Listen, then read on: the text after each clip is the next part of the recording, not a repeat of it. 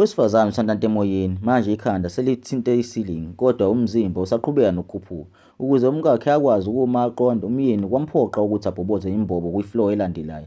Owesifazane uyaqhubeka uyakhuphuka, kungekudala wayesevele ngo-half kwi-floor elandelayo. Indodakazi yakhe ayisizimisele ukushiya ama-exam ayo ukuze izomnakekela, kodwa umama wakunqaba lokho. Ngalolu suku indodakazi yayibuya esikoleni, yabona intambo iboshelwe onyaweni likanina. Owesifazane wayekhala ezwa izinhlungu. Indodakazi yathatha ummese ngenhloso yokuyisika intambo, uyise wazama ukuyivimba. Kusaxabana ibangunqanyulwa kwentambo, owesifazane wayedonseka kakhulu wakuqala ebanjwe intambo onyaweni ezwiyinhlungu. Indodakazi yamphushela lapha uyise yayinqamula intambo. Indoda kulapho yabona khona ukuthi akukho ngempela engakwenza ukuvimba umkayo ukuthi akhuphuke. Kungekudala owesifazane wayesentanta ngaphezu komuzi. Umndeni ususebenzisa i-crane ukuze ufinyelele kuye. Indodakazi yamlethela unina ukudla, iselfoni, nesigubhu se-oxygen kanye ne-playlist yomusic owawuthandwa owesifazane. Owesifazane wayesebelethe ubhaka ogcwele futhi osindayo, becabanga ukuthi kungasiza hlampe ukuthi angakhuphuki ngamandla. Umama nendodakazi bahaga bavalelisana, indoda ithule ngomoya odabukile. Uma u-crane usubehlisa, indoda nayo yamhaga umkayo. Bobabili deep down babazi kahle ukuthi kungenzeka kube ihug yokugcina le. Waqhubeka nokukhuphuka owesifazane kancane kancane. Umoya waqala wanzima ukuphefumuleka. Ukushisa kwanyukela,